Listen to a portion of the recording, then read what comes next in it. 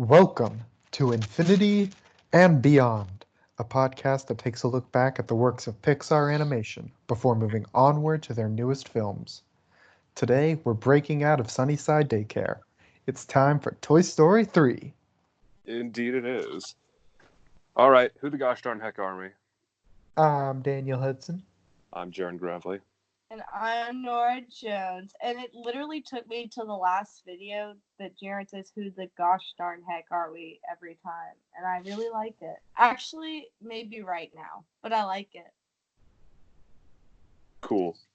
Anyway, we're discussing a movie today. Yeah. So, Toy Story 3 marks probably I would say the second biggest milestone in Pixar's history, with the first being the original Toy Story. Indeed. Because this one, it closed out their first full decade of operation, more or less, as a film company. And it did so marking their growth via animation comparison. It was nominated for Best Picture, which had happened before, but this was twice in a row, and that's kind of a big deal. Yeah. At the time it came out, it did seem like the definitive end for its franchise, which was easily Pixar's biggest franchise, most fondly remembered movies. Yeah, but we still have several movies later to get to discussing the fourth film. Yes, that will be quite a while. I look forward to finally watching that one. I'm gonna say it ahead of time. 4 doesn't really feel like 4. It feels more like 3.5 almost. Yeah. I've heard it feels more like an epilogue than anything It's else. an epilogue. I'm not saying that as a bad thing. I'm saying that as actually kind of a good thing. No, the fourth movie isn't bad. It's not my favorite. It's not bad, though. Well, before we get too off topic talking about 4, why don't we go through a quick plot summary of 3? Okay. Jarron? Oh Down yeah. for this? Yeah, because you did last time, nor did the time before. All right, so we begin in the Wild Wild West. Sadly, Wait. That means I have to do the Cars 2. Oh, no. yes, you do. No, we're going to do Oh, Cars 2 one no. a sentence at a time, with each of us taking turns. So we know it'll be the three of us. Hopefully, Gideon and Avery. I'm not sure about Gideon, but I have 2 other people that were very interested. No, Avery told me she wanted to do it. No, Avery definitely. I need to find more guests, so I want it to be the big crossover that it deserves to be. Avery definitely. All right. Okay. Anyway, we begin in the Wild Wild West. Sadly, no Will Smith to be seen. There's a train in the desert full of orphans, and it's being hijacked by notorious criminal mastermind One-Eyed Bart, until our favorite cowboy sheriff, Mr. Woody himself, interrupts One-Eyed Bart's plans, and along with Jesse, Bullseye, and Space Ranger Man, who can fly and shoot lasers, Buzz Lightyear. Meanwhile, they encounter the evil Dr. Porkchop, who subjects them to death by monkeys, until it's all revealed to be just a playtime scenario in the mind of young Andy. Cut through a little montage of VHS recorded moments to the song You Got a Friend in Me, of Andy growing up with his toys. And then years pass. We find that the old gang has diminished to just a number of the big ones: Woody, Buzz, Jesse, Bullseye. Only the A-team is left. The big boy. Yeah, the A-team: Woody, Buzz, Jesse, Bullseye, Mr. Ms. Potato Head, the aliens, Rex, Ham, and Slinky. Just call them the big boys. The big boys. We don't need big boys. Mimi Big Boy. We don't need the wrestler man or the snake or the robot or any of those guys. We don't need any of them. But I Felicia. Am I losing you guys? I can't hear. Oh, I Uh, said bye, Felicia. But also, there's a conspicuous lack of Bo Peep, which we'll get to later on in another film. But it's addressed in the movie, so it's relevant. Anyway, Andy is going off to college and is faced with cleaning out his bedroom. And he decides to put all his toys, except for Woody, into a trash bag to be put into the attic.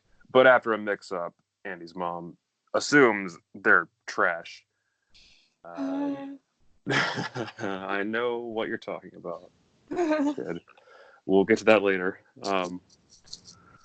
Anyway, after a mix-up, the toys decide they believe that Andy was intending to throw them out instead of putting them in the attic, whereas Woody knows the whole truth, as he usually does.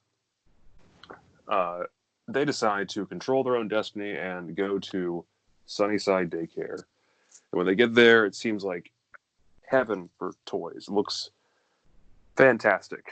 They can be loved and played with and taken care of, just like the good old days, but all the time. The kids just come and go. They never, you never have to deal with being abandoned like they thought they were with Andy.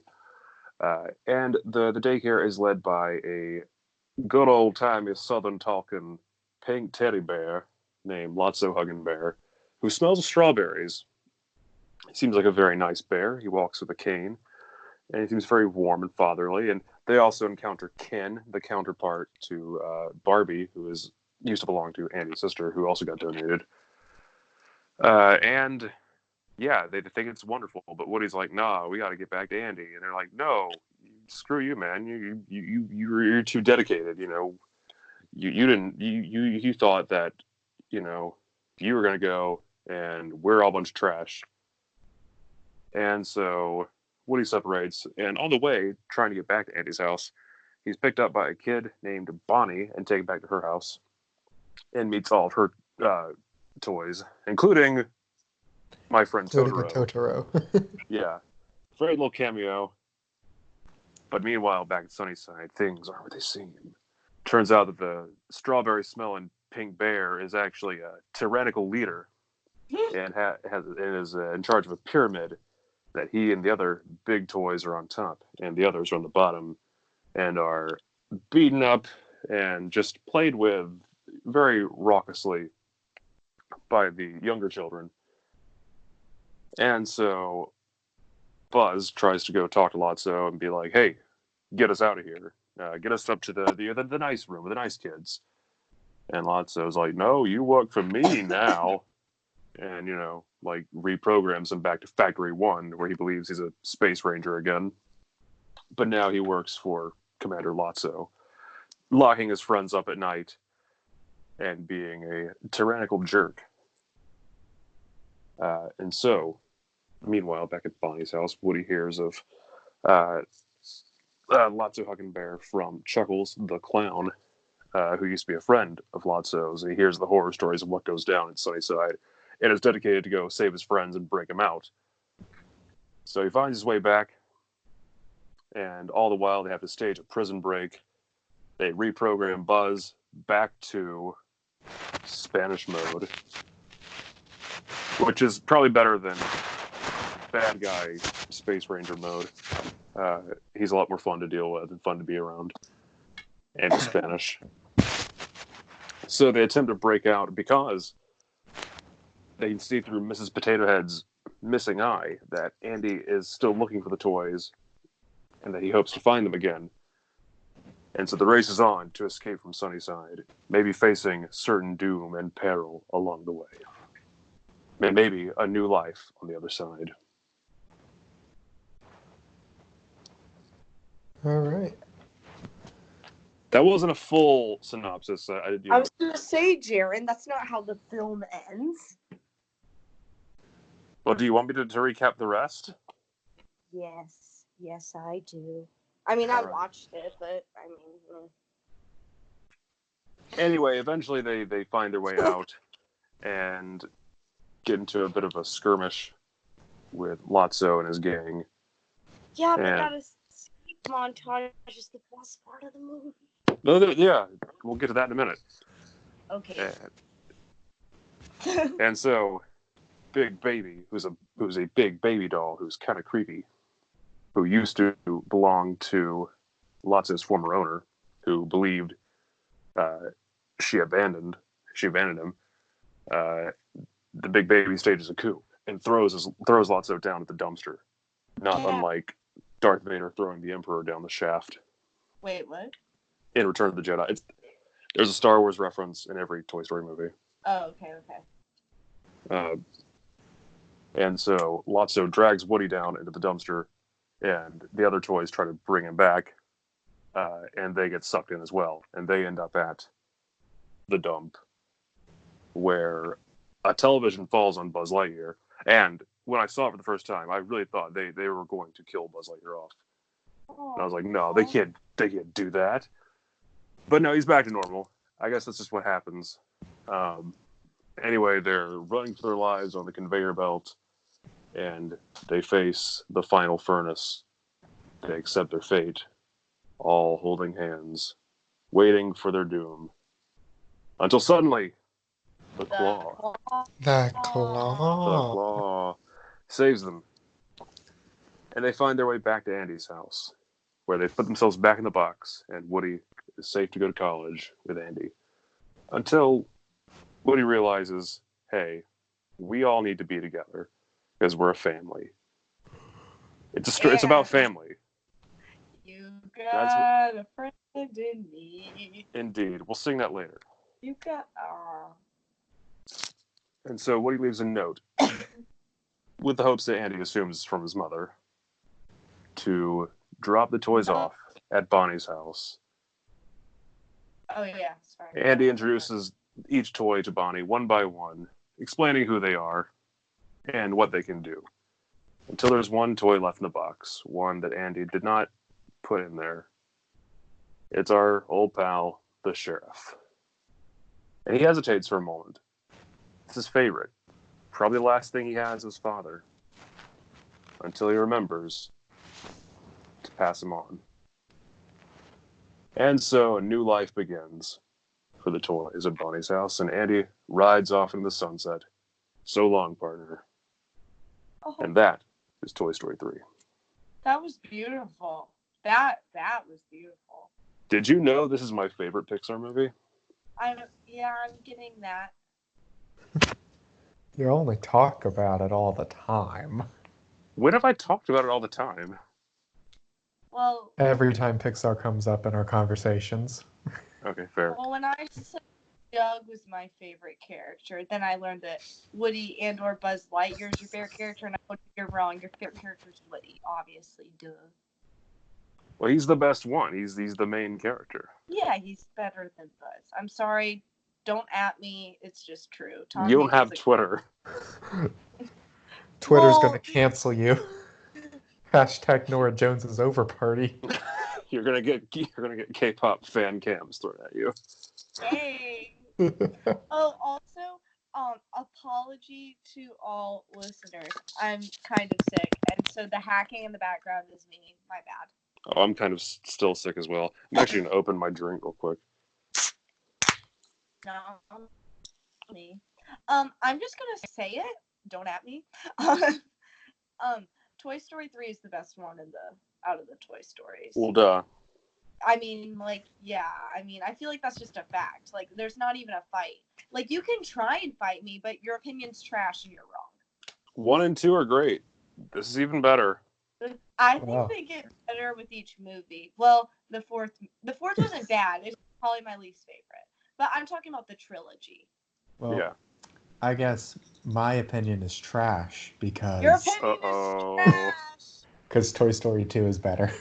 No. I can see why people would say that. No. There's you're comparing a dancing chicken man to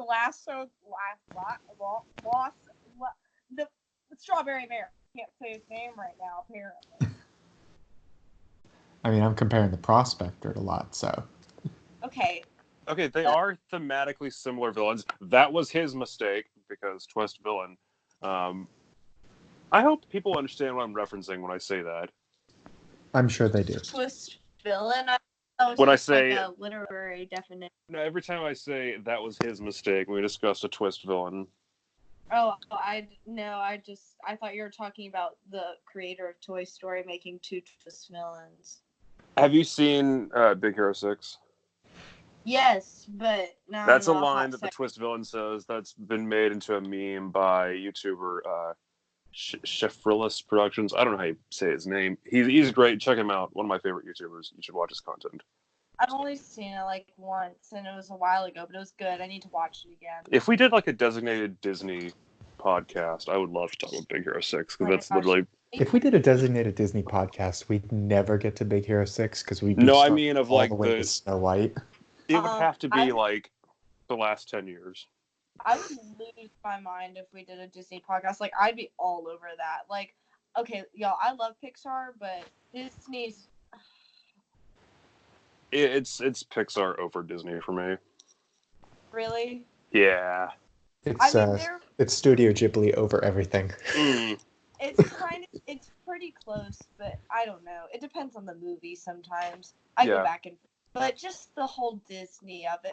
Just it's so happy and magical. What I'm saying is, like, from Tangled going forward, Tangled is also maybe behind Big Hero 6 for my favorite. I See the Light is just my favorite Disney song. It's so beautiful and just, yeah, so good. Ironically, Tangled was competing with Toy Story 3 for Best Animated Feature at the Oscars that year. And I See Could the you really Light. call it a competition if Toy Story 3 was also nominated for Best Picture? What I'm saying is it was in the same nomination. It was a filler slot, let's be real. Everything Tangled? that wasn't Toy Story 3 was a filler. Wait, whoa. You're Tangled saying is the second best filler animated slot? film of 2010. Yeah, Tangled was filler, Nora, because they had nominated Toy Story 3 for Best Picture. It was Yeah. going to win Best Animated. They just filled out the rest of the slots with other stuff. Okay, I say Tangled is the second best animated film of 2010, Okay. but How to Train Your Dragon. I hear your facts, and they may be true, but how dare you put Tangled and filler in the same sentence? I don't want to hear your statistics. How dare you? That film is golden like her hair. Tangled is fantastic and is my favorite Disney I'm princess not movie. saying it's a bad movie at all. I like Tangled. I'm just saying Well, everything you that year don't that wasn't. like- I'm Toy actually Story- gonna go watch that after we do this podcast. So I'm in a Tangled mood. Flynn is literally the best Disney protagonist. Don't at me. Rapunzel specifically, just from that movie, is like one of my favorite Disney princesses. One of because I really Oh, she's my favorite believe too. So indecisive. I have like 2 or 3. like decisively, she's my favorite. She's the best one. The only thing I'm decisive about at the moment is Doug. So yeah. Okay. Anyway, back to this. Oh yeah. Yes. So what do we discuss first? Well, we could go characters, or we could deep dive into the plot. We also kind of talk about like personal connections every now and again. That's usually what we do after Yeah. recapping the plot. So, I feel like I'm ready to go into the Woody. So. Nora, do you want to go first then? Oh. Well, I have a story, but I feel like I feel bad taking away from Jarron because I know he wants to talk about the dad thing. oh no, I mean that's not really like a huge deal of it, but I think Daniel and I discussed it maybe in our first episode, We probably did. It has. or was it in 2? I don't remember, but I know we talked about it at some point. Gotcha. I only heard like some of it from like maybe it was like an episode or so ago we mentioned it. I Yeah. don't see him as bad. Well, it's not literally that. It's more that I think it was John Lasseter who confirmed that Woody previously belonged to Andy's father. Well, it's even said in 2 when Al was like, "Can I have this?" and his mom's like, "No, he's a family heirloom." So definitely belonged to his father at one point because it times out right. He's a toy from the 50s, I guess, and 1 and 2 are set in the 90s. Yeah.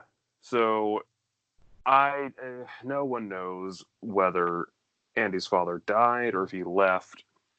That's up for debate over theories, and I don't want to talk about theories because you know how I feel about them. Either way, he's the last kind of representative of Andy's dad.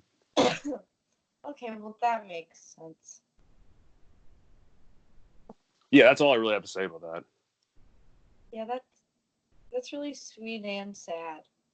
Yeah, it also kind of, well, in the first movie, Woody's rivalry with Buzz, it kind of shows how Andy's so attached to like strong, like I guess you could say father figures.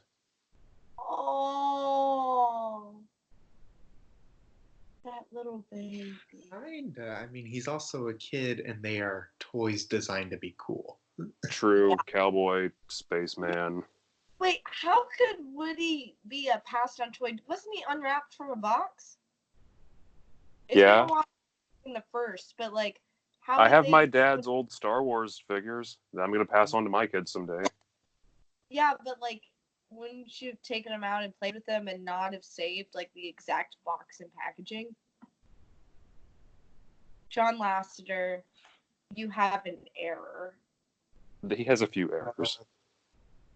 Nora, I'm not quite sure what you're talking about. I can't remember a scene in any of the Toy Stories where Woody was unpacked from a box and given to Very, Andy. very first one at his birthday party where he gets Woody. I think it's Buzz. Oh. It's been a second.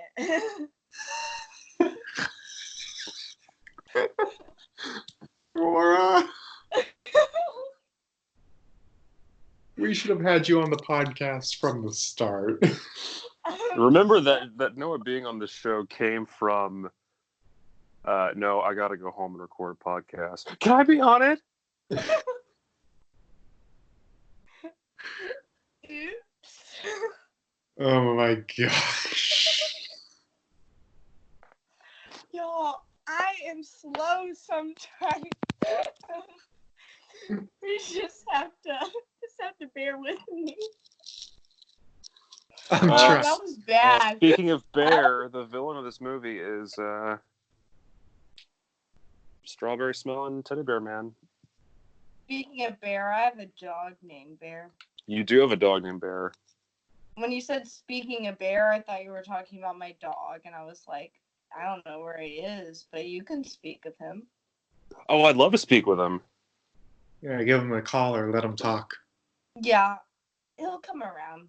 I don't know where he's at right now. There's a dog in this movie, an old dog. We get to see Buster. Yes. Oh, Buster. My Who favorite is? character in this film.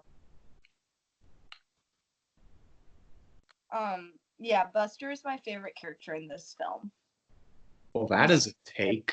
That's a take. Yeah, listen. Toy Story, I've never had a character, like, I like all the characters. And there's not one that I'm like, yes, you are my queen. Except for Buster. Buster reminds me of Bear, my dog. Yeah. Now, because Bear can be energetic, but for the most part, he is a lazy diva. My dog is 3 years old, and he is Mr. Lazy, lay around, do nothing. But I love him anyway. Yeah. Now, Bear, he can be a spring chicken when he's outside. But, like, you ask him to do anything, it is that scene where he literally, Buster rolls over Woody. Yeah. That's also hilarious. I was laughing, and, yeah. So My Buster's favorite my favorite character. My favorite character is Spanish Buzz. Well, yeah. Oh, that's my Steal the second. show. The freaking courtship dance he does to Jesse. You could tell they had a lot of fun animating that. Oh, yeah. That was 5 weeks well spent. Oh, and my honorable mentions go to Ken and Barbie as a duo. Yeah. The Ken's Dream Closet. Not a character. Just go with it. I mean, in Mr. Potato Head's eye, Ken is debatably a character as well. He's a walking purse, he says. Tortilla Wrap.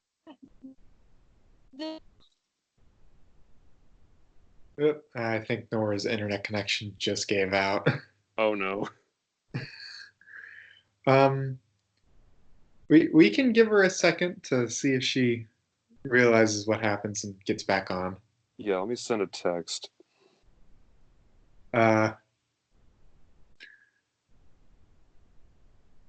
Well, If she doesn't come back, we can do what we did that one time and like. Oh, she's back. I'm back. hey Nora, you Hello. abandoned us. Hey, can you hear me? Wait, my speaker's off. There we go. Sorry, someone called me and I accidentally accepted. And so I answered and they heard me say the tortilla wrap and I went, oh. It's memories like this we'll all remember in 20 years. Anyway, I don't know what y'all talked about while I was gone, but honorable mention to the tortilla wrap. Tortilla, I'm going to say tortilla. Tortilla wrap that Mr. Potato Head wears. And, okay, I really like Lasso, the bear. Who? Yeah. I really like him. I mean, He's a great villain. I feel he is the one character out of all the Pixar movies that I feel so bad for. So bad. So bad for him. Interesting. I mean, I feel bad for him.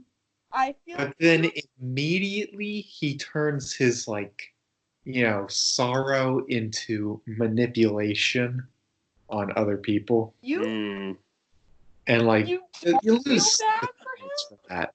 He's kind of like the Severus Snape of Pixar. I mean, I also kind of get it. He was the only one who was replaced. Yeah. That's gonna sting. His story's so heartbreaking. But he also dicks over several toys. Yeah. Okay, and is manipulative and abusive. Okay, yeah. But ignore that. It's still sad. Ignore the bad things about this character, and he's good.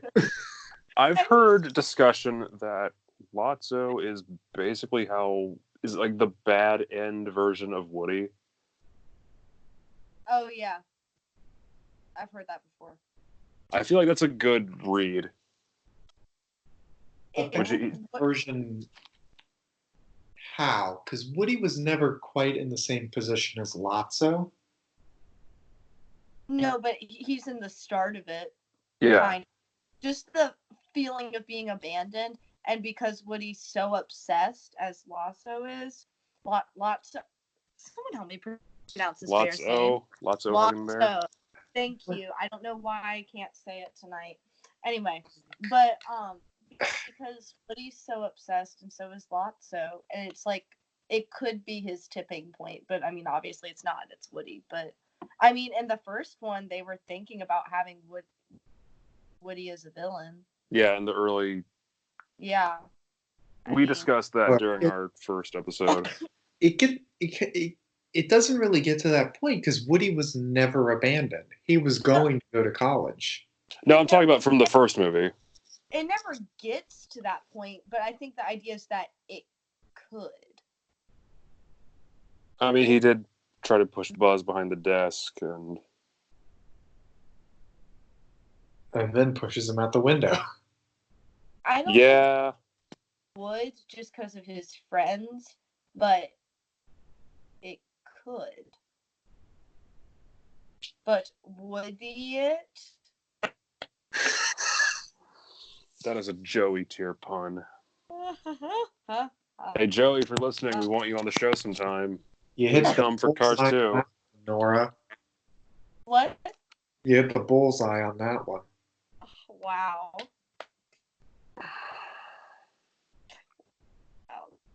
really The got amount me. of puns Like, you guys will serve could Hey, I'm cause just several wrecks. I'm just trying to ham it up here. Gosh. I took the easy one. Ha! Did you It's hear just- my Rex one? Yes, I did. it's just all part of our Toy Story. Yep. All right. We're having lots of fun here. No, But Stop. that was coming out of my mouth. You took it. I snatched it from you. That was so sad. It was literally leaving my lips. I guess I'll wait. Hold on. No, dang it! I missed it. Dang it! Let's keep going, guys. What's happening to my power? So, Jarron, Hey, it's me. It's my name. your turn. What does this movie mean to you? Well, so this movie came out when I was beginning high school. Not beginning college, but beginning high school. And it's kind of all about moving on and like leaving your childhood behind and growing up and accepting how life can change. And honestly, I think that means a lot to a lot of different stages of life. And it's about family. You know, it's about sticking with your people, and I think that resonates with a lot of people. You know, kind of choosing who your family is. Obviously, I grew up with, you know, the first two, so this one, you know, coming out 9 years after two, I think it kind of, a lot of people say, you know, oh, I grew up with the Harry Potter series, and yeah, I did as well. But this too. This is kind of a generational like thing, you know. So that's what it means to me. That was beautiful. You're Thank you. really speaking me on this. Jarron's Cool. just really good at making beautiful anecdotes like every podcast now. Aw. We have to just like make a Jarron's anecdote corner. Oh boy, I can't wait for Cars 2 when I get to discuss how when your friends embarrass you and are annoying and get you in trouble, they're your friends. I hope I'm not the mater of my friend group. You're Wait, okay. am I the maker of the podcast? No, you're the Doug of the podcast. Yes, you are. Yeah. That is officially your role. Okay, good. Jarron makes meaningful metaphors. My favorite character is Buster. Oh man. Okay. So for me, this is gonna make me some enemies. Oh. I'm about to say. If you say you don't like Buster, I will come for you. Oh no, is that a knife in your hand? Nora, put down the knife. Knives Out. Ah. I still haven't seen Knives Okay. Out, and I really want to see it. I did. Oh, this isn't really going to date the episode, but I saw Star Wars: The Rise of Skywalker tonight, and I liked it. Congratulations, Jarron. Yay.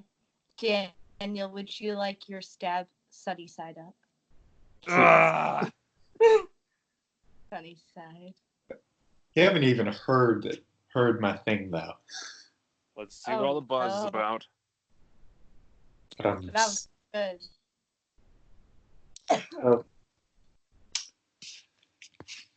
This movie is where my experience with the Toy Story franchise starts to catch up to me.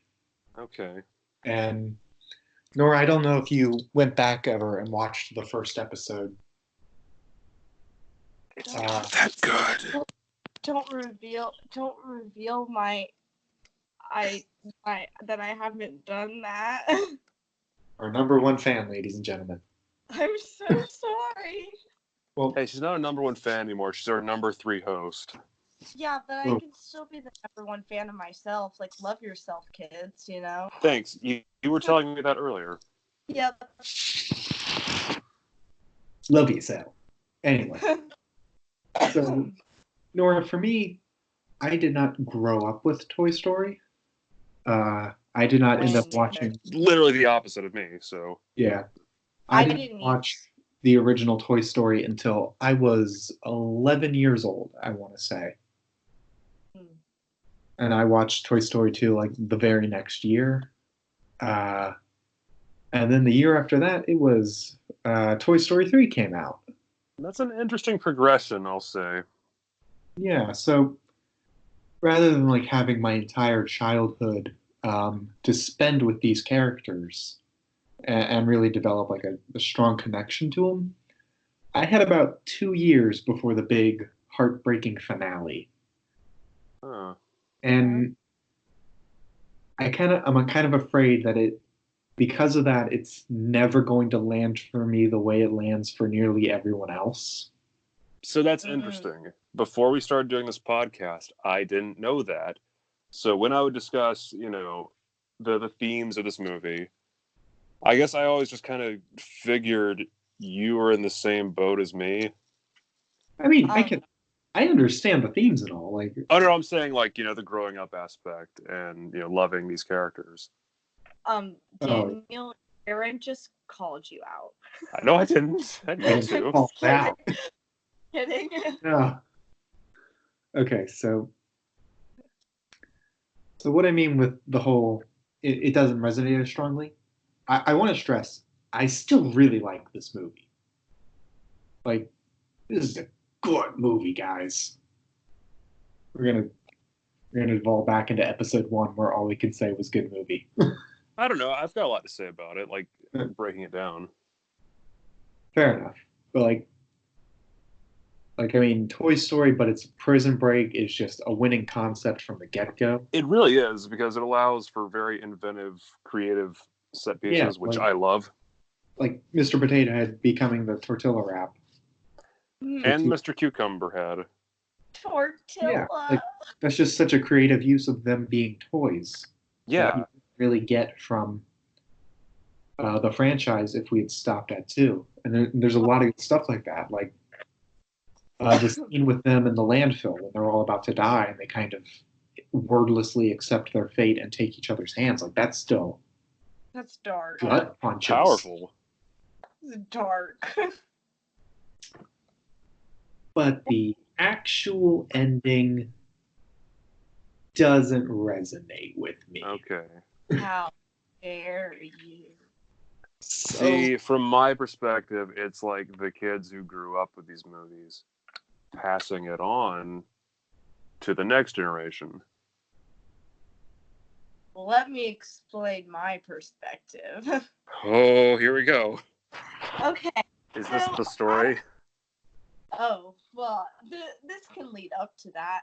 But what I was thinking is Toy Story 3 is the main Toy Story I probably watched because once again, I think Up, Ratatouille, and Toy Story 3. I'm not sure when did Toy Story 3 come out? 2010. 2010. Yeah, I was 13 so I when was it came like out. 8 or 9. Yeah, I was 8 or 9. So I was like at the prime age for these 3 movies, and that's why these 3 really like. And the first 2 Toy Stories, I know I had seen them, but I think maybe I hadn't even seen them all the way through. No, I had. I just don't remember seeing them. Like, I knew them, I had seen them, but they weren't my favorite movies, but I liked them. You didn't have stickers of the characters on your dresser, unlike Flushed Away, let's say. Okay, I don't know why I had stickers of that awful movie. I barely even saw it, but they were all over the dresser.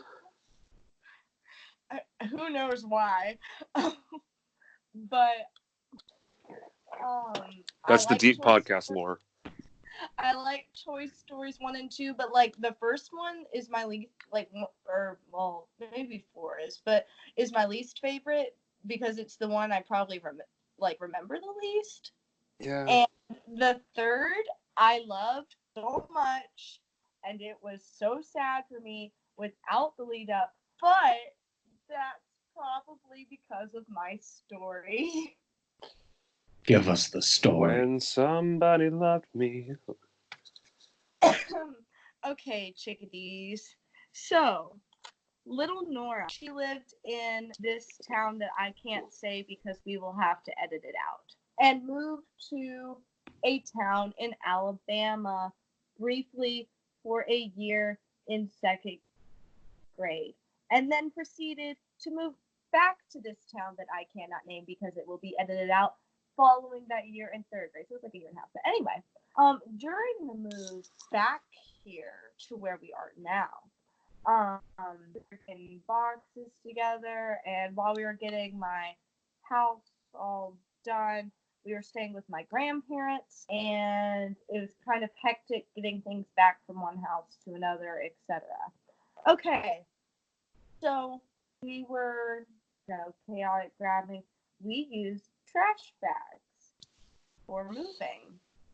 Yes, you could see where this is going. And the mistake was you would put actual trash in some bags and actual things in others. Well, it came time to pack my stuffed animals. The ones that I loved with my little 7-8-year-old heart that I possibly Oh boy. could. So, one day at my grandparents' house, I was sitting with my favorite stuffed animal, which I did have.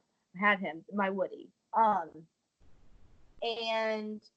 I wake up and everything's fine, only to find out that a possible horror had happened just a mere hour before I had awoken. So, at the kitchen table, I'm making this so dramatic, y'all. At the kitchen table, my mom and my grandma were talking about moving. Oh, yeah, we did this, and we have to get this over there, and oh, yeah, I grabbed Nora's stuffed animals. Well, actually, you grabbed them, right? Oh, I thought you grabbed them. No, oh no. Did we? Yes. Yes, they did. They threw away my stuffed animals because they thought they were trash. They were in garbage cans. So, and let me just explain. This is heartbreaking to little 7-8-year-old Nora, especially because this homegirl is obsessed with stuffed animals. I'm talking obsession. Anyway, so they realized we moved all the trash into this big dumpster that was near their church, I believe. And so, freaking out, my grandma, my mom, I think my grandpa too, hop in the car. They go there, and they actually, it's a good ending. They see the trash bags, they dig around, and they see the toys, and they get them, and they bring them home, and it's all good. And I wake up, and I'm like, what's for breakfast? And then I find out that all my toys were almost ripped away from me in a heart-crushing moment, and it was very sad. But it didn't happen. It was just the possibility that it could have happened. And then guess what? Film came out. There we go. There's your toy story. Toy Story 3.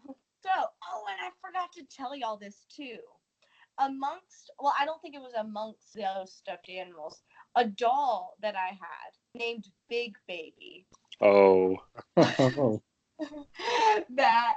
it was my mom's old doll named Big Baby, and I had Big Baby, and I had my own Big Baby as a doll baby, and I loved Big Baby, and then all my toys almost got thrown away. And then I saw this film as my little 8-9-year-old self, or 7. No, I was 8. I was 8. And there's a Big Baby that got heartbroken, and the toys are gone to the dumpster, and they all almost die, and I felt very bad. And I think that's why I feel so bad for Lotso, because he was abandoned. Like, I almost abandoned my toys on accident, and I feel so bad for him because he gets thrown away on that truck by the end. I mean, he has this other little things, but I just feel, well, when I watched it, I felt so bad. I was like, he's just gonna live on a truck, and no one loves him. Why won't anybody give him a hug? And so, yeah, I cried a lot when I saw this movie.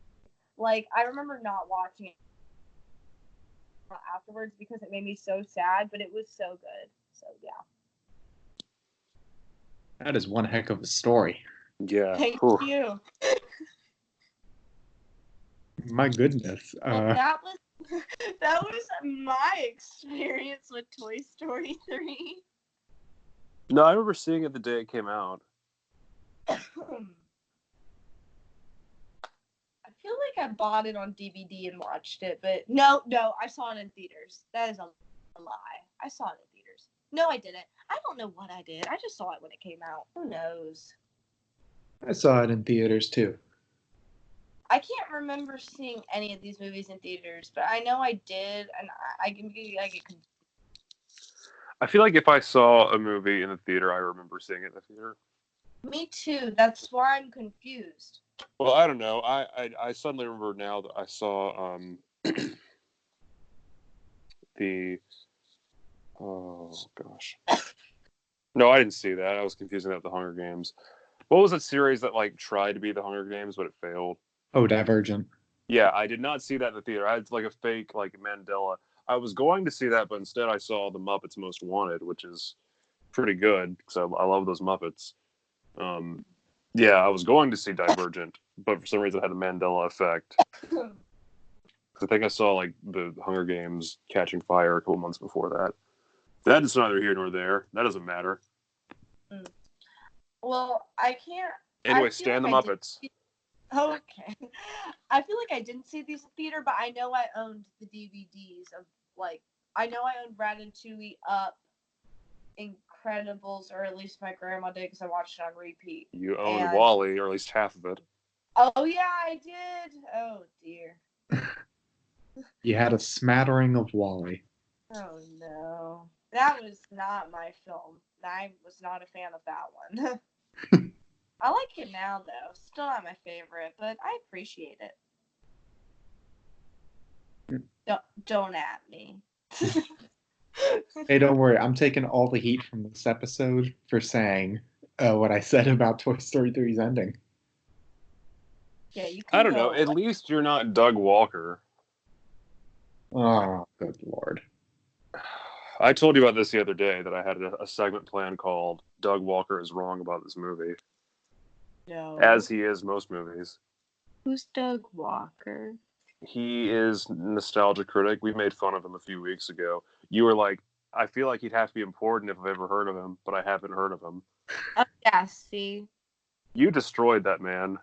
Well, he deserved it. He deserves it. Yes, he Wait, does. which He, movie is that? no, I had a thought. You know how we've Okay, kind of compared John Lasseter to Lotso Huggenbear? Doug Yeah. Walker is remarkably similar to Lotso as well. You know, I don't know if Lotso is quite the Pixar villain to compare Doug to. Oh, Doug Walker. I thought you meant the dog. We'll just refer to him as nostalgia critic. I can't even picture this Doug as a person. He just don't think of him. I'll continue to diss on him. Well, now Yeah. I should give him a chance. No, he's a jerk. He's a terrible human being. You know who he really is? Who? Chef Skinner. Yeah. Because like everything he does is like a terrible hack job. Yeah. Is a jerk to his friends. Wait, what? We're discussing Doug Walker and comparing him to Chef okay. Skinner. Oh, okay, continue. Yeah. Well, Anyway, Doug Walker is wrong about this movie. He's wrong about the ending. Wait, he doesn't like this movie either? He doesn't like the ending. He thinks the movie's fine. What do you But mean? doesn't like. He made fun of the ending, calling Andy a dweeb for like playing with his toys again with this little girl. That part is amazing. He's wrong about it because I don't know. So, Andy's around a kid and he's passing these toys on, and it's literally the physical symbolism of Andy saying goodbye to his childhood. What is yeah, wrong with exactly. this man? Not to mention, in that scene, it's like very obvious that Bonnie is uncomfortable around other people. Andy is very clearly just trying to like make her feel better. Yeah, he's a nice kid. And he's just an born babysitter. That's just what you do as a babysitter. Yeah, and I babysat my cousin, Abby's little brother, once, so we just watched Diary of a Wimpy Kid. Love that. I can talk about that movie. I like that movie. I like those Diary of books a as Wimpy well. Kid, a really good movie. Greg Heffley, The Cheese Touch. I loved the Diary of a Wimpy Kid movies. Oh my gosh. I've only seen the I just first got- one, but I really liked it. Well, it's probably more towards, I guess, my age maybe when they came out. But I loved those movies. I don't know. I think this came out the same year as Diary of a Wimpy Kid because I remember reading those books. Oh, then maybe not. I don't know. I was like remember- 13 in 2010. I was thinking they came out later. yeah, no, it came out in 2010. Oh, Yeah, I was right. I love those movies. Cheese Touch. I still talk about the Cheese Touch every now and then. Did anybody else at school you played the cheese touch? Like that was that not a thing for y'all? I would have been homeschooled around then, so I think my brothers and I talked about it, but Well, we played the cheese touch. You would tag someone and say you have the cheese touch, and then you'd have to cross your fingers to be invincible. But if your fingers were uncrossed, they could tag you, and you have the cheese touch. It doesn't last forever though, because everyone forgets about it after 5 minutes. But it was fun. that sounds remarkably similar to a game I played in elementary school because I did go to a school in elementary school. We played Cootie Wars, where the boys and girls would split up on different armies, and the goal would be to tag everyone until they're out. Ew, cooties. You guys had weird childhoods. In my schools, we just beat everybody up. What? Oh. Like normal kids. We also played Lava Monster. Have you ever played Lava Monster?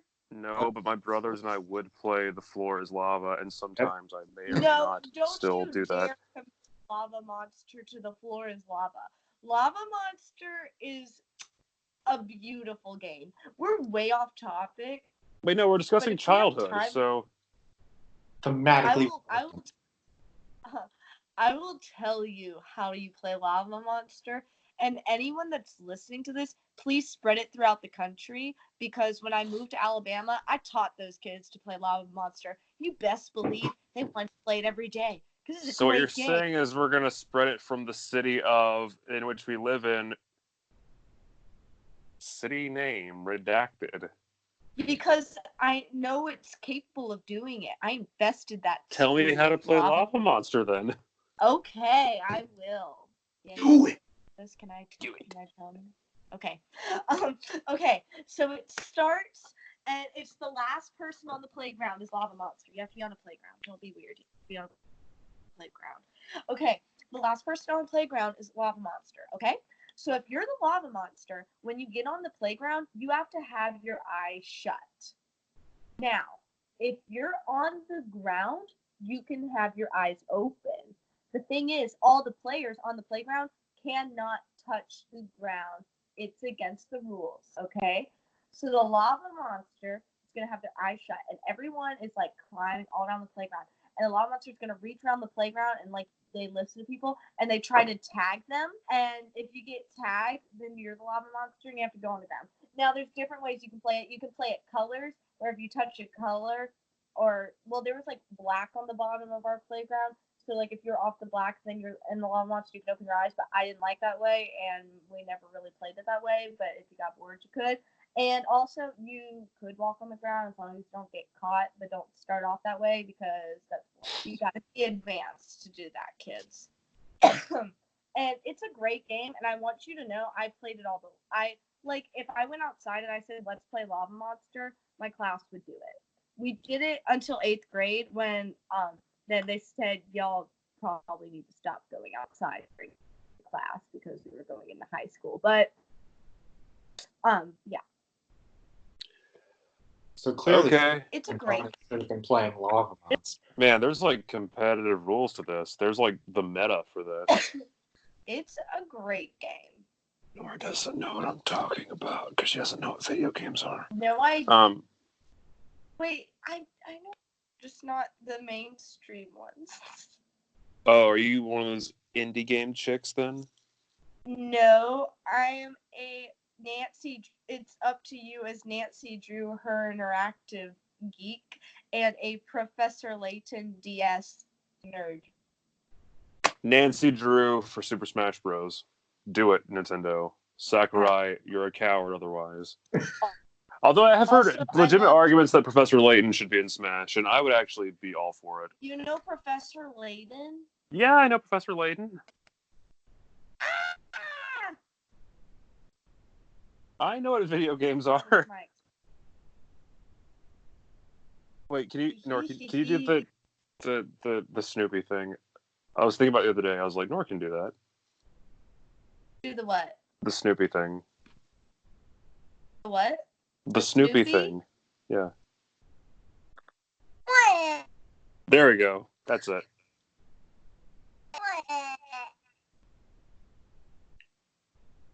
Wah, So that makes sense because me and Daniel are adults. wah.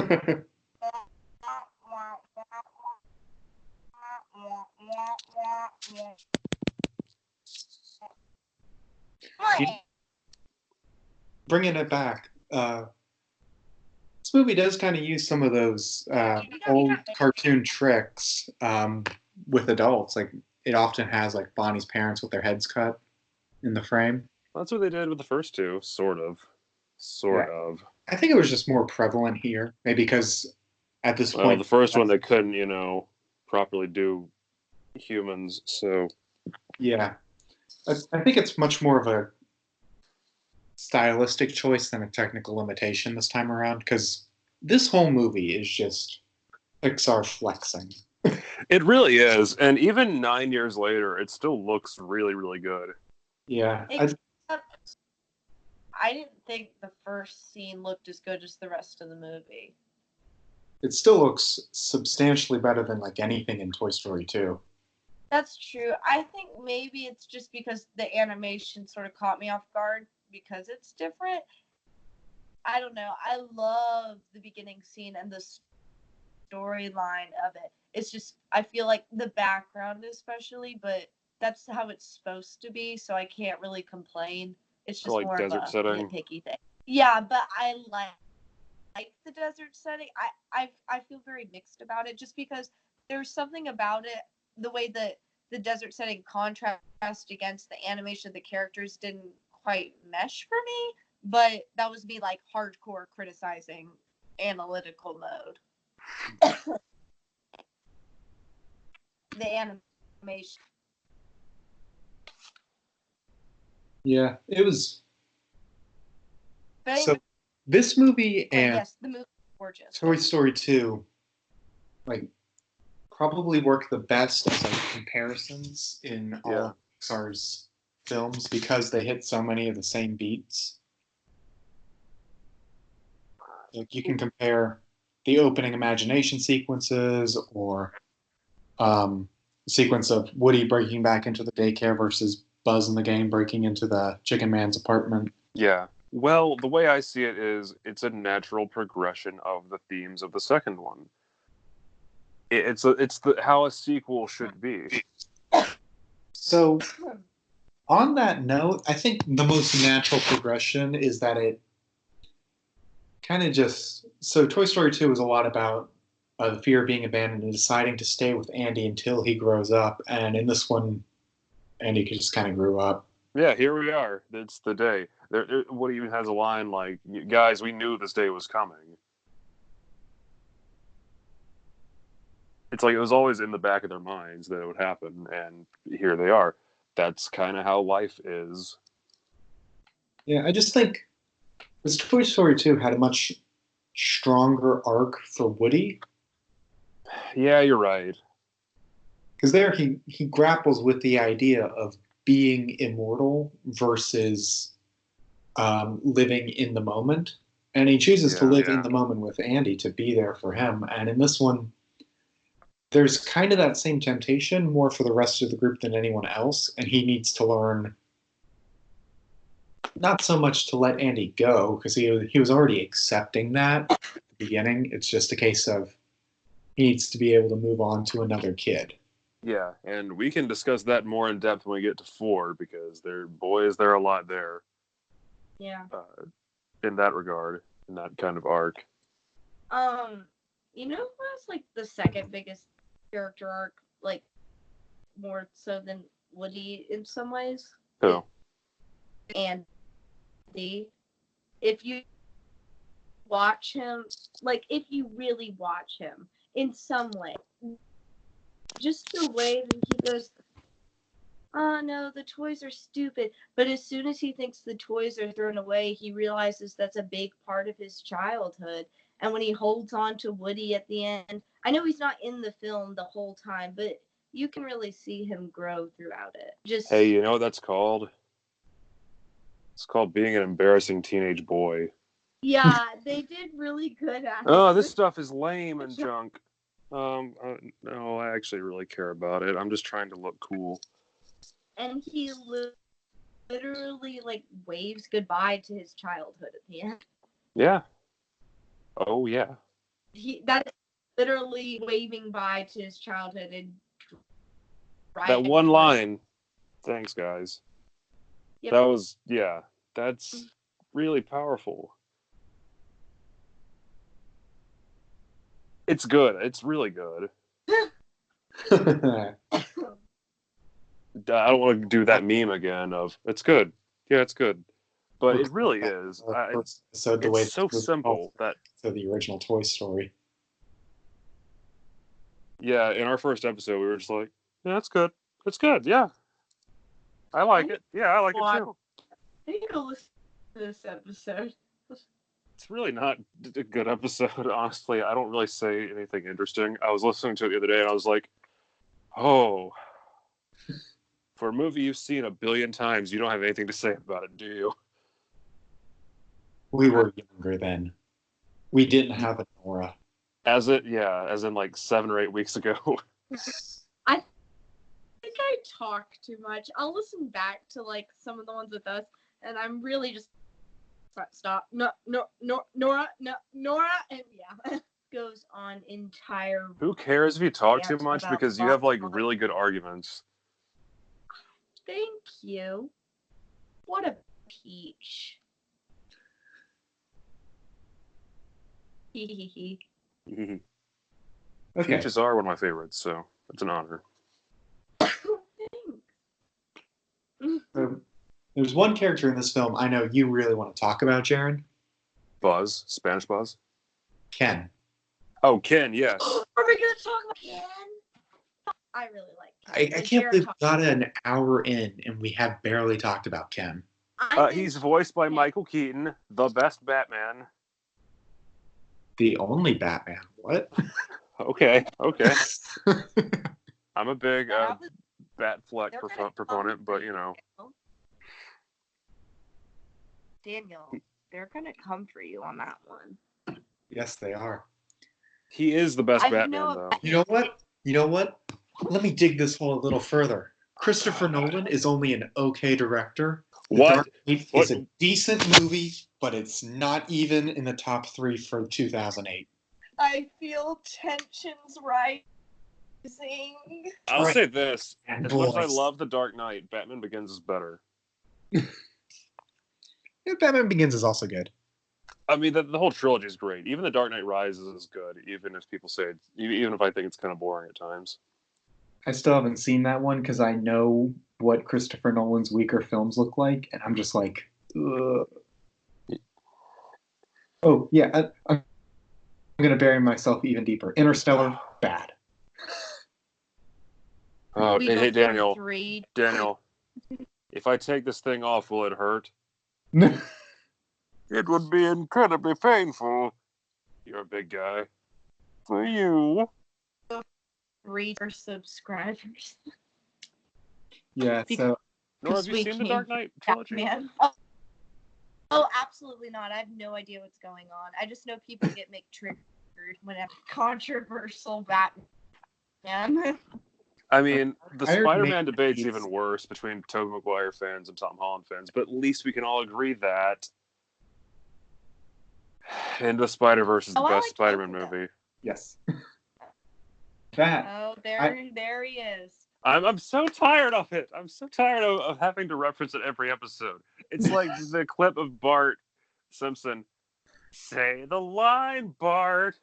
And do it. Jarron, I'm pretty sure you didn't reference Kingdom of Hearts last episode. Kingdom Hearts. Yeah, that one. I mean, there's no up later world outro. or characters in Kingdom Hearts, so why would I even bother? I keep calling it Kingdom of Hearts. Like, I think if you go back every episode, I say Nora, Kingdom I've had of to put up with What this for is it? 17 years. I'm used to people calling it Kingdom of Hearts. Kingdom Hearts is as old as you are. Oh yeah. We've talked about that before. I forget that though.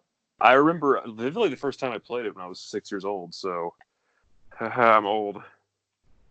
When you were 6, wait, 17, 18, 19, 20, 21, 22, 23. I was 0. Yeah, we've discussed this. I'm 23. Or maybe I was like a month or in the womb. Anyway, I'm saying I'm old. But yeah, so there's no up characters or world in Kingdom Hearts yet. But there's a Toy Honestly, Story there's- world, and we discussed it in our Toy Story 2 episode. But I don't think Nora knows this, but Nora, do you know that the Kingdom Hearts Toy Story world is canon to the Toy Story movies? Wait, what? Yes, so Wait, you no. The Toy Story world is what to the what? canon to Toy Story. Well, shouldn't it? The Since Kingdom it's Hearts the Toy Toy Story story is canon to Toy Story. If you watch Toy Story 3, Wait. you can think, oh yeah, Woody and Buzz went through all that stuff with all the anime nonsense. Oh, I know what you're saying now. It happened in the Toy Story universe that Sora, Donald, and Goofy exist, and all the shenanigans went down. And that Rex is canonically a weeb. Yeah. Poor Rex. We should have gotten Weeb Rex moments in this movie. I'm just saying that right now. Well, I mean, because the Kingdom Hearts stuff takes place between 2 and 3, so Rex is definitely familiar with Yozora. Nora, I'm sending you the Kingdom Hearts Toy Story scenes. I think you'd enjoy them even without being a Kingdom Hearts fan. I mean, I'm a fan, like, of what the few 2 seconds I've seen. I'm a fan of Yeetus Vanitas. Same. Yes. I feel like y'all just said something dirty. No. Vanitas is a character in Kingdom Hearts. He's a villain. He's an edgy masked boy who wears a mask. And Sully Change from that Monsters name. Inc. yeets him through a door, and they call the scene Yeetus Vanitas. Oh no. They need to change that name. Anyway. We're getting way off topic. On this Anyway. episode. We were talking about Ken, and then we didn't talk about Ken. We started talking about mentioned Batman, Ken then earlier. Spider-Man. Great. Yes. So Ken is voiced by Michael Keaton. Perfect casting. Yeah, if I had never been told he was voiced by Michael Keaton, I probably would never have known. Yeah. And it's voice acting like that makes me go, okay, celebrity casting isn't all bad. Well, I mean, Tom Hanks and Tim Allen or Ellen DeGeneres. Or Hugh Jackman as Sir Lionel Frost in Missing Link. There we go. See, You know what? guys, Missing Link is to Daniel as Into the Spider-Verse is to me. Yeah, let me bury myself one level deeper. Missing Link is still the best movie of 2019. Yes, I've seen Parasite. Wait, what's the best movie of 2019? The Missing Missing Link. Oh, I haven't seen that. Because I saw Into the Spider-Verse in 2019, it's my best movie of 2019. Y'all, you're gonna have to vote on your best movie of the decade. The decade? Yeah, because the decade's ending. That's right. I mean, I think I made a list of my top 50 of the decade. You guys I really want to know what my like- favorite movie of the decade is? It's Into the Spider-Verse, isn't it? No, it's probably this, honestly. Oh, wow. The decade peaked early for you. Well, do you want to know what my number 2 is? Got What? Yes, that came out in the exact same year. So my 1 and 2 favorite movies of the decade both came out in 2010, and so did my number 3. Tron Legacy. 3. Toy Story 3, Scott Pilgrim, Tron Legacy, Into the Spider-Verse. If you haven't picked it up by now, I'm a rather indecisive person. So Are you decisive on the fact that you're indecisive, though? Yes. Yeah. Well, actually, not always, because sometimes I think I can decide stuff, but I can't. So right now, I'm just on it. Make up your mind, Lori. Don't Oklahoma me. Oh, ooh, wait, no. See, Hey, Oklahoma has cowboys in it. You know what else has a cowboy in it? Your First mom. movie. Yep, there sure is a snake in my boot. We still haven't talked about Ken. Don't hear my We'll do joke. movies the decade later. Okay. Okay, guys, for real though. You each have one sentence for your Ken hot take. Go.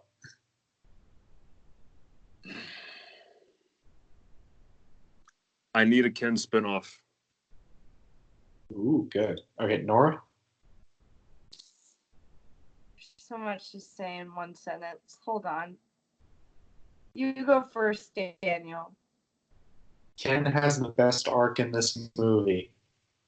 I mean, he kind of does, so... Really? I think he has the worst. Oh! But I love Ken. I just think they didn't do good with his arc. They missed a step. What would you say they missed? Okay, so listen. You walk in, Ken's a schmoozer, but you love him. You instantly love the connection between him and Barbie because it's Barbie and Ken. Hello. And it's great. Then you find out he's a class A jerk, but you still love him because it's Ken. Like, let's not lie. But you're like, oh, that's not good. And so then he lies to Barbie, and you're like, ugh. But then it's good in this part because you see him going back and forth, but it's like his only drive is he'll change for the hot girl, which is fine. I mean, take your motivation where you can get it. I mean, maybe you want to help the poor people, but you know, let's go for the hot blonde girl instead. But anyway,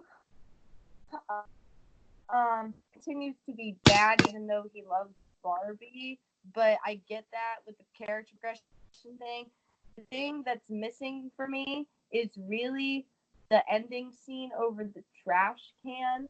That all happened fast. And one, if you're willing to do that, why not like try then the other? But like, it just he goes from being a jerk on lots of sides so fast to jumping over there.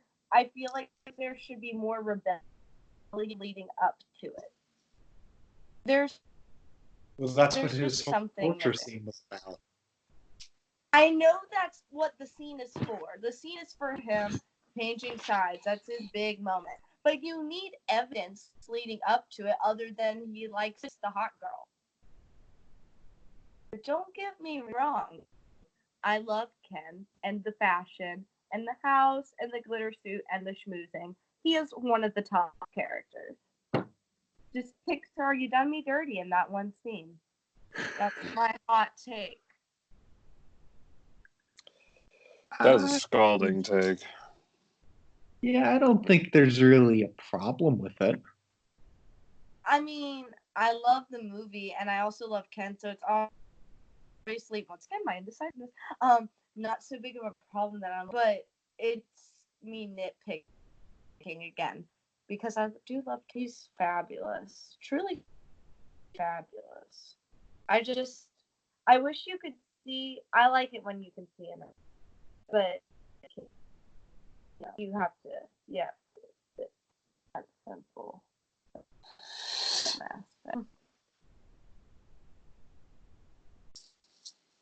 That was more than a sentence. Oh, my sentence is no Barbie. No, Barbie, no. Oh man. I take it you grew up with Barbies. Okay, Jarron, I was obsessed. I had a Barbie camper. I had a Barbie beach house. I had a Camper? Barbie mansion. I had a Barbie car. I had a Barbie set. I had a Barbie pool. I had a Barbie boat.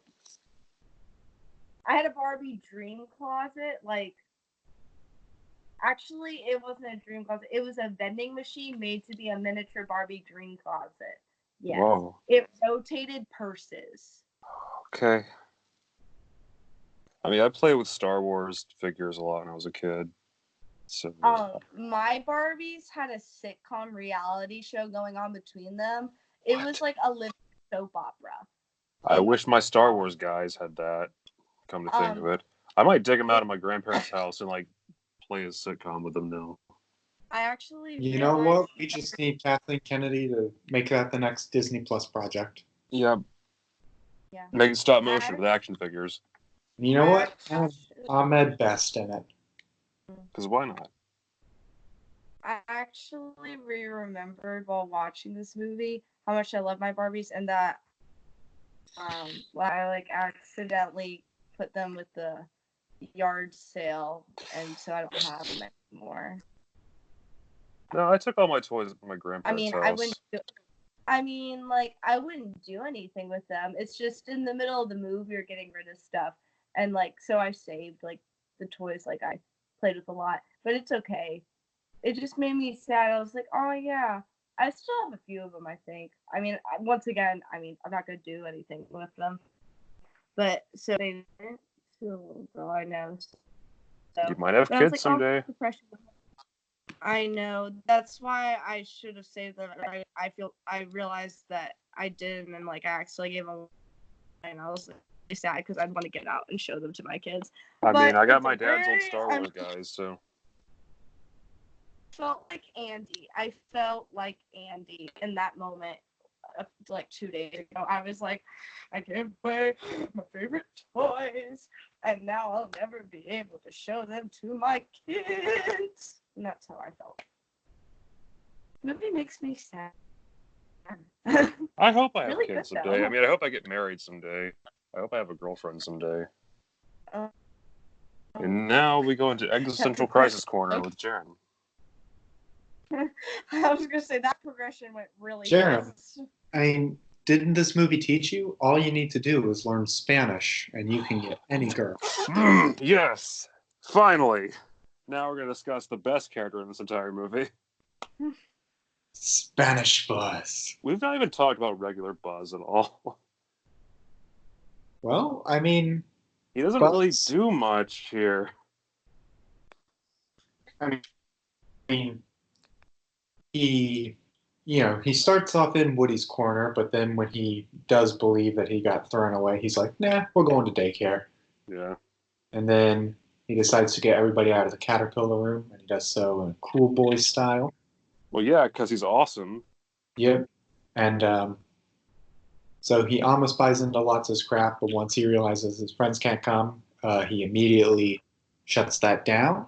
But yeah, because he's like, down. We're a family here, and Bots is like, oh, you're a family man. Yep. Well, that is one thing I want to talk about. I think we discussed it in 2, but how Buzz kind of develops, an identity of his own once he lets go of the whole Space Ranger thing. That he is kind of like the co-leader, and kind of like, He's the second in command. Yeah, Well, but commands. also that he takes charge and. I mean, their commands are based off how much Andy likes them. Pretty much. Yeah, kinda. I mean, Woody's his favorite. Buzz is in competition that he plays with. Even in the last movie, he almost takes Buzz to college with him. Yeah, okay, yeah. The shot of him holding the two is a direct parallel to the first movie. I mean, again, this movie calls back to the first a lot. First and second, yeah. Which I don't see as a bad thing. No, I think that's good. I mean, the second movie called back to the first. Like, just strong continuity. It's good. Yeah, it's not just, hey, remember that? Oh, I remember. Good old member berries. Remember me. Not yet.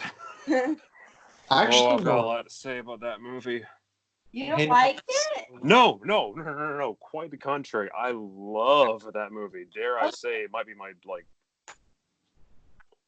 yeah. There's a reason I sang that song at mic warm-ups, Nora.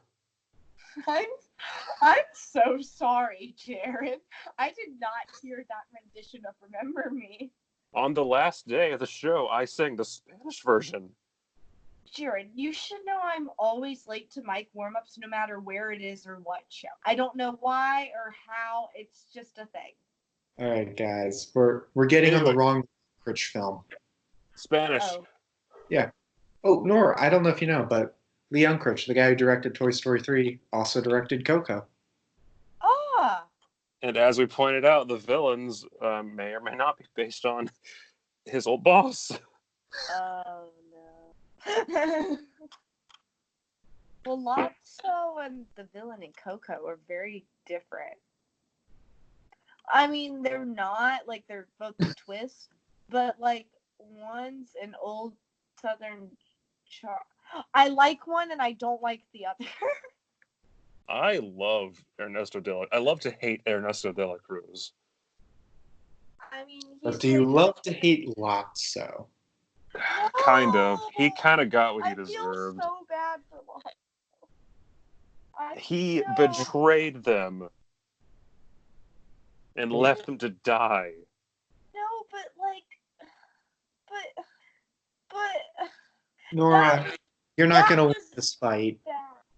Lotso spent all of his sympathy points and then took out a loan just so he could manipulate Big Baby. He does not deserve anything. And he left the whole squad to burn in the furnace. After they saved him. Yeah, Woody Buzz went out of their way to save Lotso. All I will say is the only time I purely dislike Lotso is when he yells at Big Baby and Big Baby cries. That is all. And I know what you're You saying. immediately forgive him in the next scene. Okay, listen. I know what you're thinking. You don't dislike him when he's pushing the button. I can live past that. It's just when he makes Big Baby cry that I don't like. But I just But you're feel okay so with him bad for emotionally him. manipulating Big Baby for years. Gaslighting him and... But he's a big baby. He needs a leader. He's just looking for his mama. Yeah, and Lotso uses that. like a bad person. But Lotso is also lost and needs his mama. And that doesn't excuse the awful things he does. But I want to hug Lotso the whole movie. He looks so cuddly. He got off with a slap on the wrist. No, I wanted him to have an owner and find love, like the villain in the fourth. You're going to say, you're going to love the fourth one. Yeah, Lotso deserved that more than that wire-stealing doll. But I liked her too. But I was just making a comparison because Lotso... Like, I cried at the end. Like, okay, when I was little, I bawled for Lotso. I bawled for Lotso because I felt so sad about that montage scene and that he never finds love after that, because that was soul crushing for me. That his well, I guess owner, I don't know. Yeah. Well, that sounds weird. His kid. His kid. His Yeah, kid. that's the term that's like used. There you go. His kid left him unknowingly, but the kid, the parents were just like, we found Lotso because she loved Lotso so much, and she was blinded by her love that she believed them. And Lotso sees this and falls into a deep pit of bare depression, and he can't do anything about it. And yes, his heart hold on, cough. does turn cold, but it is out of remorse and sadness for the love he has lost that he never gains back, and he gets stuck on a truck at the end, and he never gets to go back home. And I think when I was little, I just wanted him to have the back home. He doesn't deserve a happy ending, Nora. This is not a fight you're gonna win. Yeah. He smells It's like 2 against 1 here. strawberries. He smells like strawberries. Nora, can you name one good thing Lotso does in the entire film? Yes. Please. He is a very charming bear. So are a lot of terrible people. Nora, you're down on Ken because there isn't a shown moment where he had a big revelation. But you were like, you sympathize with Lotso. Wait. You actually did make me think of a point I thought of earlier. When you said a family man, huh? When Lotso does that is showing the inner emotion that leads to his deep-seated, oh no, I broke my pencil, deep-seated evil ways of the villainous, where you see a hint of it, but you don't fully understand it, and there's a depth to him, and it begins to slowly reveal the villain until you realize he's a villain, and that character development is good. But I love Ken. I was way too hard on Ken, I feel, but at the same time, I just want like another scene of Ken where I see a little bit more. Like there's a short with him in it. Okay, well, does it say I need to change my ways? It's him, like, setting up his... I just realized something. What'd you realize? So Ken and Barbie didn't go to the dump with everyone. Do they know that the gang survived, or do they just... They wrote a letter to them in the credits. Well, I realized that at the end of the movie, too, but how did they know they were alive to write them a letter? Thing, Daniel. Thank you. They probably heard word or something. I guess from the clown. I don't know. Yeah, probably. Yeah, we haven't really talked about the other characters, Jesse. That's another thing. Chuckles and Big Baby never reunite. Yeah, they That's kind probably of... do. Zurg shows up at the daycare, which, that's awesome. I love Zurg. He's great. Always good for more Zurg. But you think about, the toys still have to be in the caterpillar room. Do they just do rotations? Maybe. Because it showed them tag teaming it, but... It's kind of a thing about this movie where after they leave the daycare, anything to do in the daycare just kind of gets dropped. Yeah, and they don't even bring it up in 4 at all. Mm.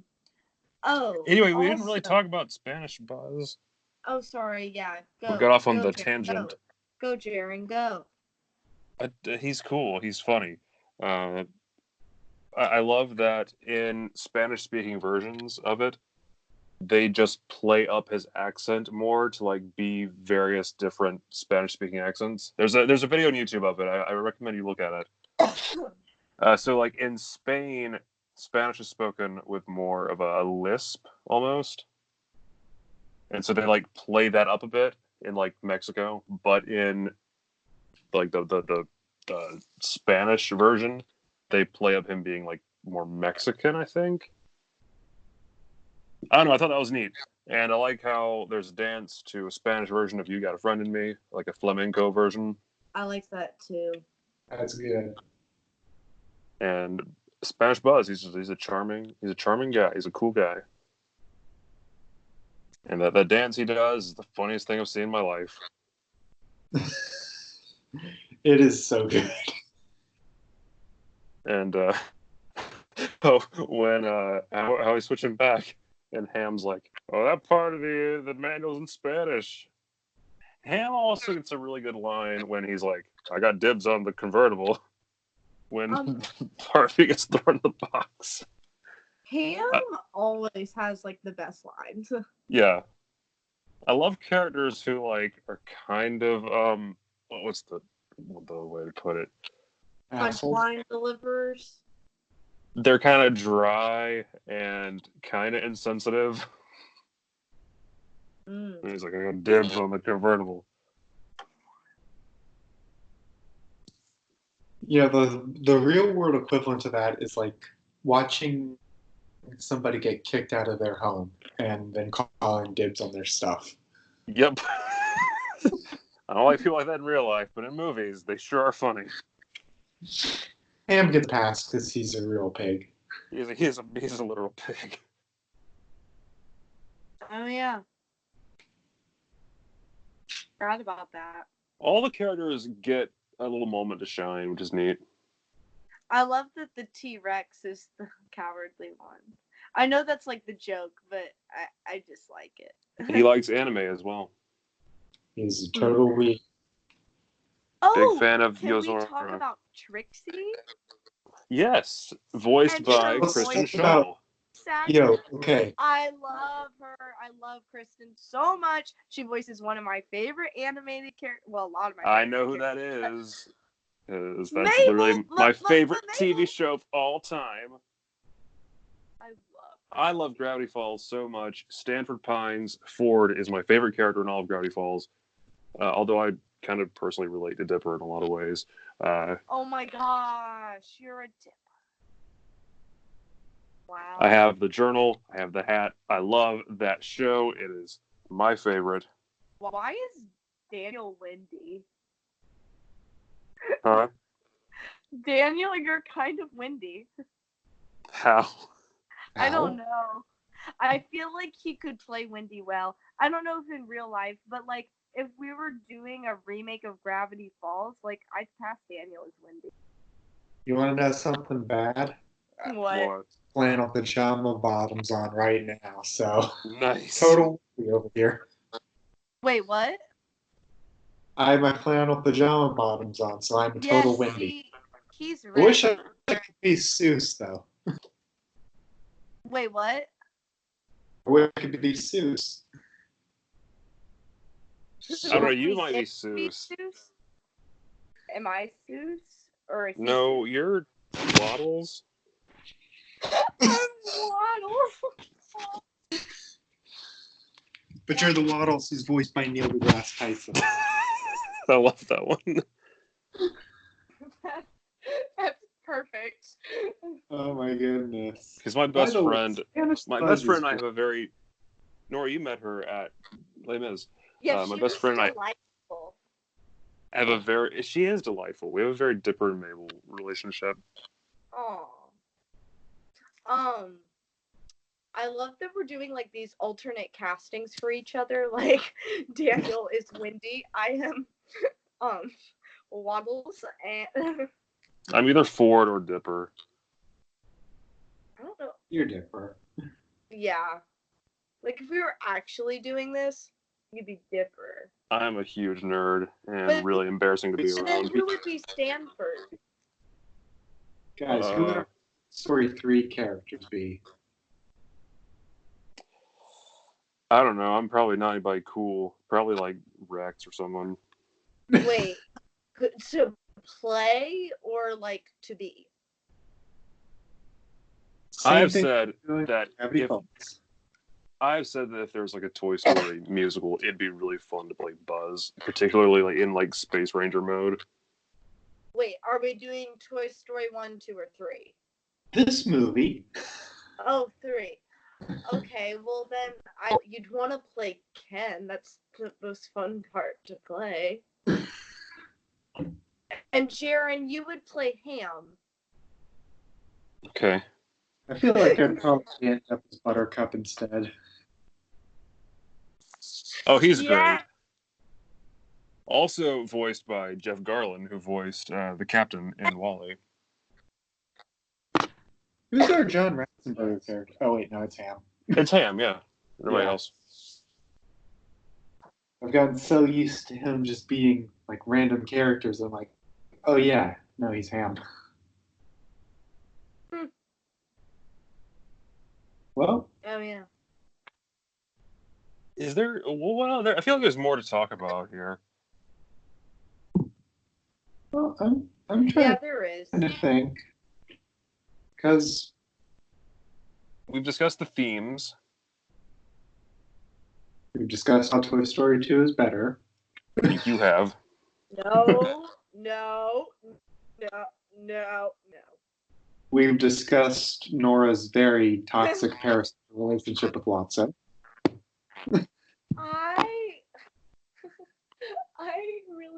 I really feel bad for him.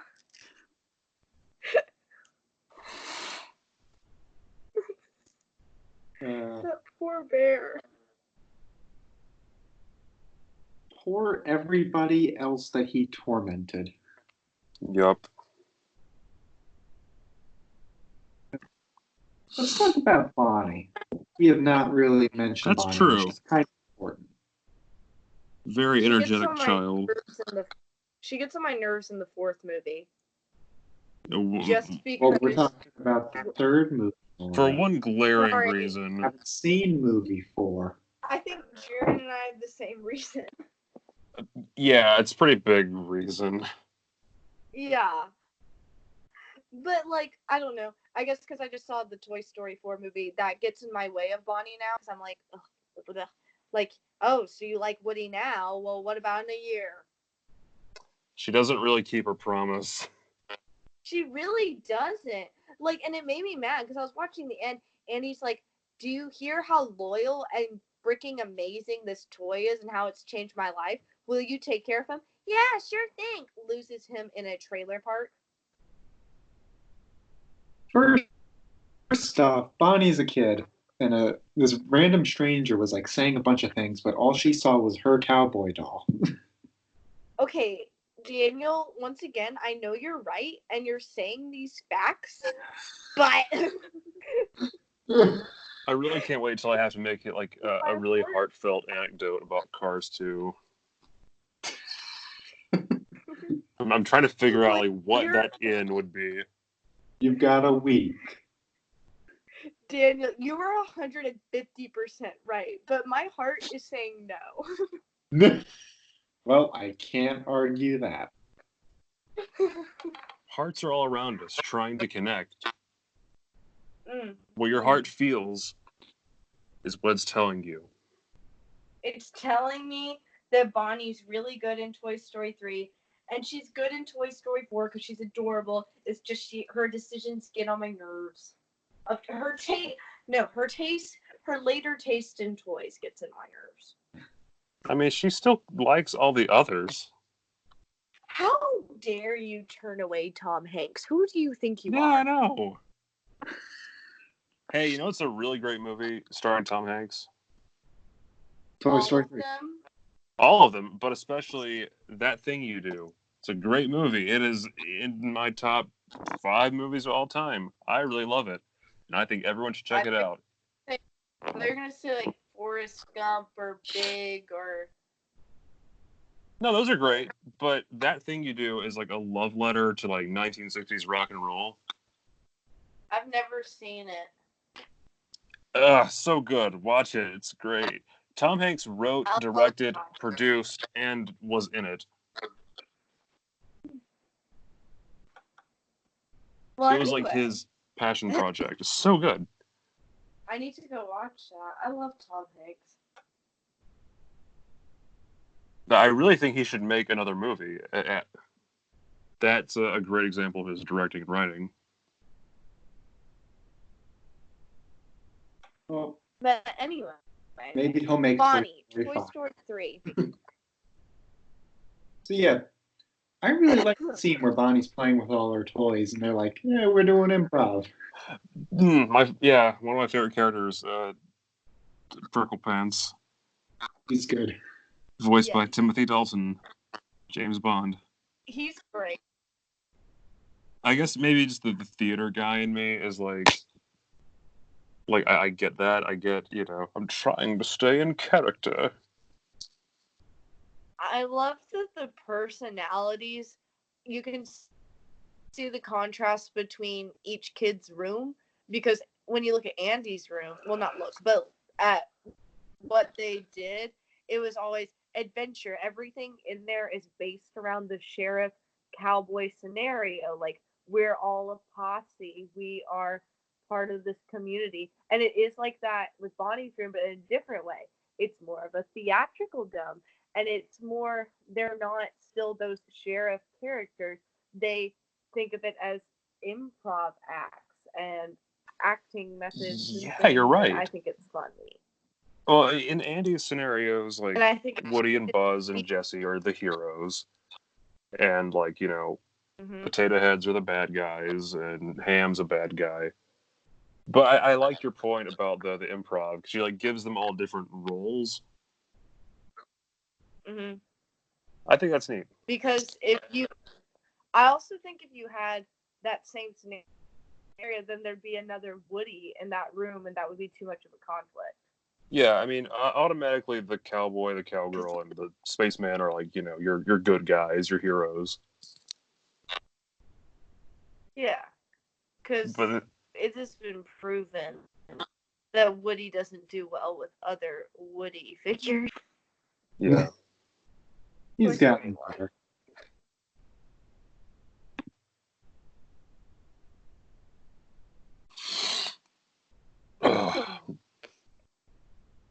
But right. Bonnie's fun. She's adorable. She's really cute. And it's sort of sad that all the toys latch on to her again just to feel the same heartbreak that they felt with Andy. Well, I think at that point they had just kind of accepted it, and who knows what lies beyond some hinting at the fourth movie. That, there's always something new right around the corner. You might not be aware of it. We certainly weren't aware the fourth movie was coming, but apparently they started the fourth one like immediately after Toy Story 3 was done. Really? Really? Yep. Guys, animation takes. I don't know if you knew this. They did a lot of rewrites and stuff too. Incredibles 2. Hello. That one took a bit of time. Yeah. But yeah, that's more or less what they've said. I don't know how accurate it is, but Lee Unkrich basically started on Coco after this ended, so they were pooling everybody else to write it, and then they had Josh Cooley direct it. Came out 9 years later. Yep. I know we're getting way too ahead of ourselves talking about 4, but I do kind of wish there was another time skip. That would be interesting. Maybe you'll get your wish with Toy Story 5. They're not going to make 5. No, that was a pretty definite end. I'm not even sure what they do. It's almost like I was saying that as a deliberate setup to say that 3 had kind of the perfect ending. It did. I didn't think Toy Story 4 was necessary, but I liked it.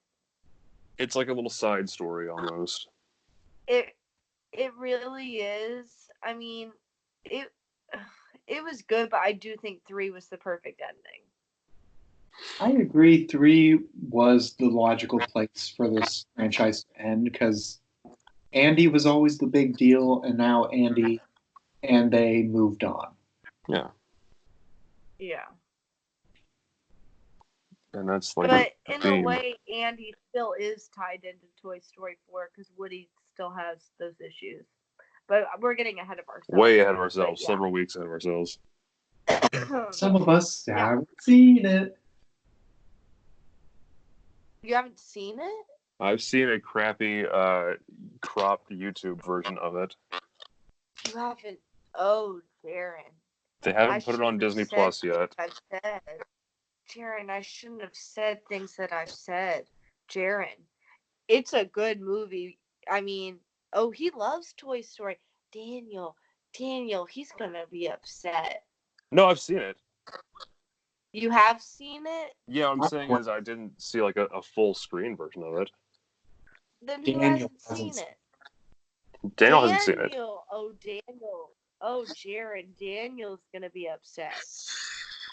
I don't know. I think I really don't mind Jarron. what happened in it. No, not like bad, like I'm mad upset. Like just sad. Just sad.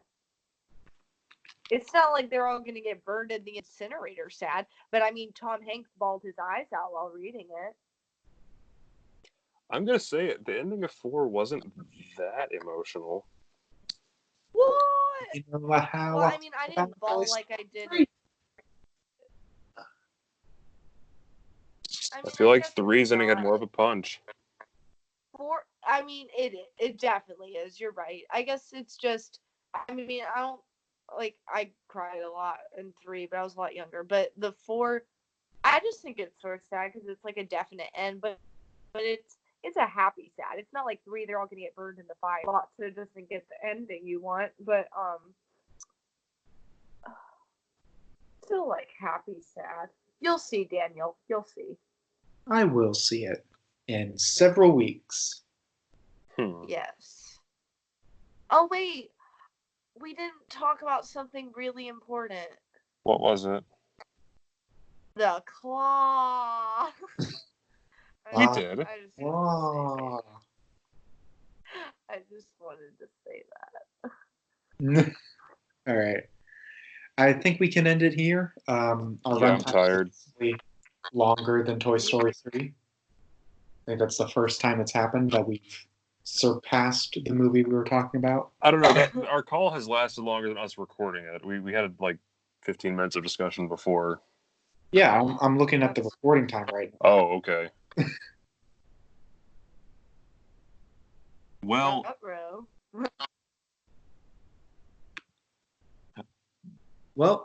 next time we'll be talking about the best Pixar movie that ever will exist. yeah, boy. It's going to be hella lit. Fun and fresh. It's better than the Smell you later. Smell you later. Happy trails, partner. Yep. Lotso didn't get a fair ending. You're right. He really should have been punished more. And good night. No.